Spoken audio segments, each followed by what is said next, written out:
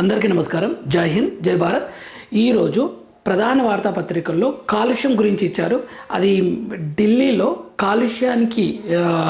కాలుష్య తీవ్రతను బట్టి 50% ఇంటి నుండే వర్క్ చేయండి అని చెప్పేసి అనౌన్స్మెంట్ చేసిండ్రు. అండ్ తెలంగాణ, హైదరాబాద్లో కూడా ప్రధాన నగరాల్లో, ఇండియాలో ప్రధాన నగరాల లోపల కాలుష్యం అనేది విపరీతంగా అయ్యింది.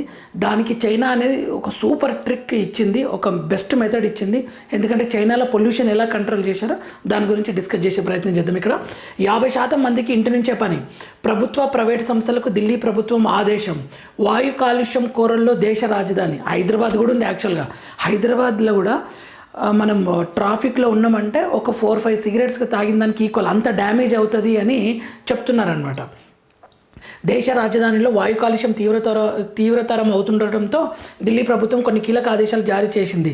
ఢిల్లీలోని ప్రభుత్వ ప్రైవేట్ సంస్థల కార్యాలయాలు గరిష్టంగా 50% ఉద్యోగులతో మాత్రమే పనిచేయాలని పేర్కొంది. కాలుష్య నియంత్రణకు సంబంధించిన GRAP3 అంటే గ్రేడెడ్ రెస్పాన్స్ యాక్షన్ ప్లాన్ 3వ స్థాయి, 4వ స్థాయి అని డిసైడ్ చేస్తారనమాట. ఆ స్థాయిలు పెరిగినప్పుడు ఏమంటారు అని అంటే ఈ వెహికల్స్ని even number vehicles, odd number vehicles మాత్రం, ఈరోజు ఈవెన్ నెంబర్ వెహికల్సే నడవాలి, రేపు ఆడ్ నెంబర్ వెహికల్సే నడవాలి, ఇటువంటివి రూల్స్ పాస్ చేస్తూ ఉంటారు. ఇప్పుడు ఏమంటున్నారు అంటే వర్క్ ఫ్రమ్ హోమ్, ఇంటి నుండి వర్క్ చేయండి అని చెప్తున్నారు. అయితే కొద్దిమంది నష్టపోతారు కదా ఇలా వర్క్ చేసినప్పుడు. GRAP3, GRAP4 నిబంధనల కారణంగా కొద్దిమంది ఉపాధి కోల్పోతారు. వాళ్ళకి నష్టపరిహారంగా 10,000 చెల్లిస్తామని కూడా తెలిపింది. ప్రభుత్వ ప్రైవేట్ సంస్థలు తమ సిబ్బందిలో 50% మందికి తప్పనిసరిగా వర్క్ ఫ్రమ్ హోమ్ సౌకర్యం కల్పించాలని చెప్తున్నారనమాట. అసలు ఈ ప్రాబ్లం ఢిల్లీలోనే ఎందుకు వస్తుంది అని అంటే, యాక్చువల్లీ ఢిల్లీలో వెహికల్స్ వల్ల ఒకటి పొల్యూషన్, ఇంకొకటి ఏంటంటే ఢిల్లీ చుట్టూ ఉన్న పరిసరాల్లో వరి విపరీతంగా పండుతుంది. వరి విపరీతంగా పండినప్పుడు ఆ గడ్డి ఉంటుంది కదా, మిగులుతుంది కదా, ఒడ్లు తీసేసిన తర్వాత గడ్డి మిగులుతుంది కదా, ఆ గడ్డిని వాళ్ళందరూ ఏం చేస్తారంటే అంటి పెడతారనమాట. ఇక్కడ తెలంగాణ, ఆంధ్రప్రదేశ్లో ఏం చేస్తారని అంటే అక్కడున్నంత ఎక్కువ ఉండదు మనకు వరి పంట అనేది. ఉండకపోయేసరికి ఇది పశువులకి, మనకు బర్రెలకు, ఆవులకు తినడానికి వేసేస్తాం మేతలాక. కానీ అక్కడ విపరీతంగా మిగిలిపోయేసరికి వాళ్ళు ఏం చేస్తారంటే దాన్ని కాలుస్తారనమాట. అయితే ఇక్కడ ఢిల్లీ ఉందనుకోండి,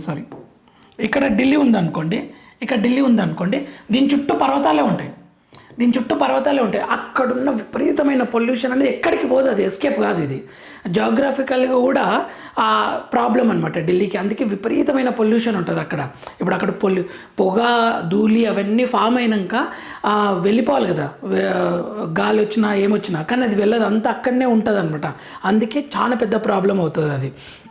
ఇక్కడ గతంలో 16 రోజులు GRAP3 నిబంధనలు అమల్లో ఉన్నాయి. వాటి కారణంగా ప్రభావితమైన కార్మికులకు 10,000 నష్టపరిహారం ఇస్తాం అని ఢిల్లీ కార్మిక శాఖ మంత్రి కపిల్ మిశ్రా తెలిపాడు. కాలుష్య నియంత్రణ ధృవపత్రం లేని వాహనాలకు ఢిల్లీలో పెట్రోల్ పోయారంట. స్టేషన్లో గురువారం నుండి ఇంధనం నిరాకరిస్తారు. అంటే మనకు పొల్యూషన్ ఉంటుంది కదా, కాలుష్య నియంత్రణ ధృవపత్రం, పొల్యూషన్ది ఆ పేపర్ ఉంటేనే మనకు వాళ్ళు ఏం చేస్తారంటే ఆ పెట్రోల్ పోస్తారనమాట. ఢిల్లీ బయట రిజిస్టర్ అయిన BS4 ప్రమాణాలు పాటించిన ప్రైవేట్ వాహనాలకు రాజధానిలో ప్రవేశం ఉండదు.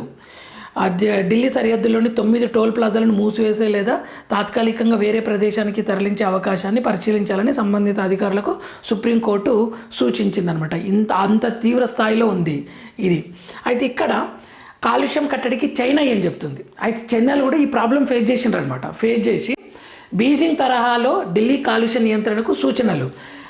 దేశ రాజధాని ఢిల్లీకి వాయు కాలుష్యం ఉక్కిరిబిక్కిరి చేస్తున్నది. మరోవైపు ప్రపంచానికే పొగమంచు రాజధానిగా పేరు పొందిన చైనా రాజధాని బీజింగ్ గడిచిన దశాబ్ద కాలంలో వాయు నాణ్యతను గణనీయ స్థానాల్లో మెరుగుపరుచుకుంది. చైనాలో ఉన్న బీజింగ్ అనేది పొగమంచు రాజధానిగా పేరొందింది. అక్కడ విపరీతమైన పొల్యూషన్ అనమాట. దాన్ని వాళ్ళు ఎలా కంట్రోల్ చేశారు అనే దానికి వాళ్ళు చెప్పిన మెథడ్స్ ఏందో ఇక్కడ ఎలా ఇచ్చారు అని అంటే, మొదటి దశలో పాత వాహనాలన్నీ అరికట్టిందంట అది. బీజింగ్ తీసుకున్న చర్యలను ఆమె వివరిస్తూ ఎక్కువ కాలుష్యాన్ని వెదజల్లే పాత వాహనాలు తొలగించుండ్రు. ఫస్ట్ యూరో 6 నిబంధనలు కఠినంగా అమలు చేసినట్లు ఆమె తెలిపారు. లైసెన్స్ ప్లేట్ లాటరీలు, బేసి సరి సంఖ్యలో వాహనాలపై ఆంక్షలు. అంటే ఇప్పుడు మనకు నెంబర్ ప్లేట్ ఉంటుంది కదా, ఈవెన్ నెంబర్, ఆడ్ నెంబర్, బేసి సరి సంఖ్య, ఒకరోజు బేసి ఒకరోజు సరి సంఖ్య అలా అనమాట. మెట్రో ప్రజా రవాణా సంస్థలని ఉపయోగించుకోలేదు. హైదరాబాద్లో అయితే ఒక్కరే ఒక కార్ తీసుకొని పోతుంటారు అనమాట.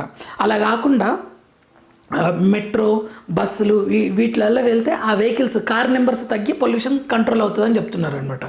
నెక్స్ట్ విద్యుత్ బస్సులు, ఇలా భారీ పరిశ్రమలను తరలించడం, ఫైనల్గా ఓల్డ్ వెహికల్స్ని రిమూవ్ చేయాలి, పరిశ్రమలను తరలించాలి, ఎలక్ట్రికల్ వెహికల్ని వాడాలి, మెట్రో ట్రైన్స్ ఎంఎంటీఎస్ బస్సులను వాడాలి, సపరేట్ ఇండివిజువల్ వెహికల్స్ వాడొద్దు అని చెప్తున్నారు. దీనివల్ల కాలుష్యం అనేది కంట్రోల్ అవుతుంది అంటున్నారు.